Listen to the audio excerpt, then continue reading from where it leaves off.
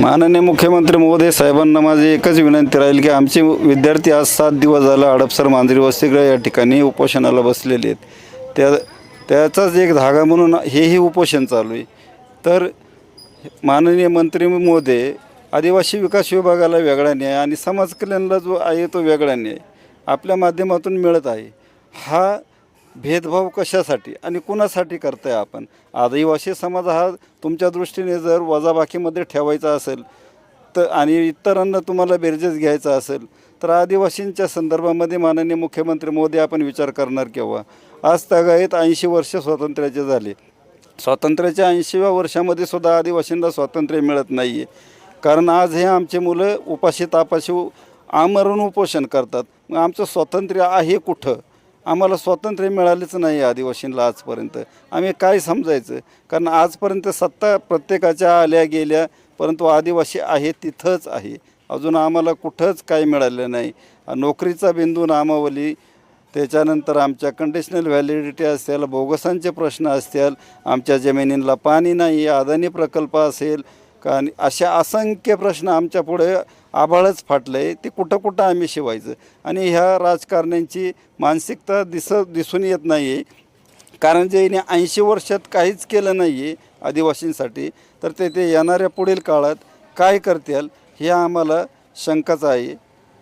तर ह्याच्यापुढं किमान माननीय सत्ताधाऱ्यांनी आणि विरोधी पक्षनेत्यांनीसुद्धा ह्या आदिवासी समाजाकडे लक्ष द्यावा आणि असे मरण्यासारखे आमचे प्रश्न आणू नयेत। आणि जर ह्या उपोषणामधून जर आम्हाला आमरण उपोषण करावं लागते, मग त्यापेक्षा आम्हाला हे लहानपणापासूनच आम्ही मरत आलेलो आहे आणि रोजच मरतो आहे आम्ही। आम्हाला काय याच्यामध्ये काय सरकार पाहणार की नाही? आणि जर याच्यामध्ये जर आम्हाला दुजेभाव करत असेल तर माननीय मुख्यमंत्री महोदय मी तरी स्वतः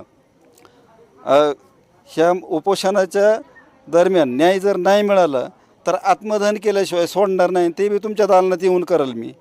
कारण हे मी मात्र कुठून येईल आणि कसा येईल हे मी सांगूही शकणार नाही। कारण आदिवासी कसा येतो आणि कसा जातो हे तुम्हाला कधीच कळणार नाही।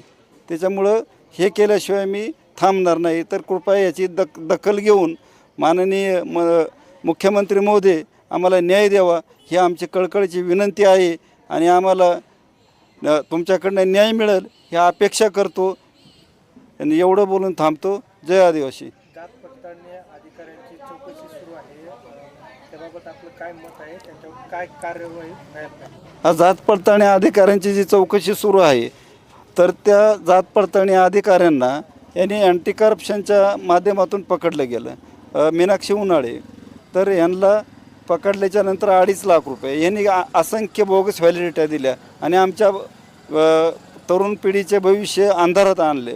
तर ह्याच्या संदर्भामध्ये तिला 6 महिने झाले। तर आता तिला नोकरीवरती घ्यायचं किंवा न घ्यायचं हे लवकर ठरवलं पाहिजे। त्याच्या पाठीमागे मोरे आणि आहिरे ह्या 2 मूर्ती आहेत। आता ही कुणाळी मॅडम गेली काय आणि राहिली काय? त्याच्यापेक्षा 2.5 लाख गेले काय आणि राहिले काय? हे 2.5 करोडांनी उभे करणार हे दोघंजण तिथंच बसून।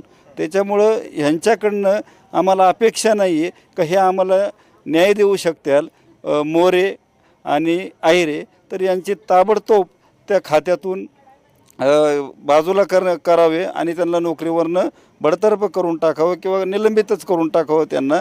ते ह्या नोकरीच्या ह्याच्यावरती नाही राहिलेले आमच्या समाजाला न्याय देण्याच्या हिशोबाने।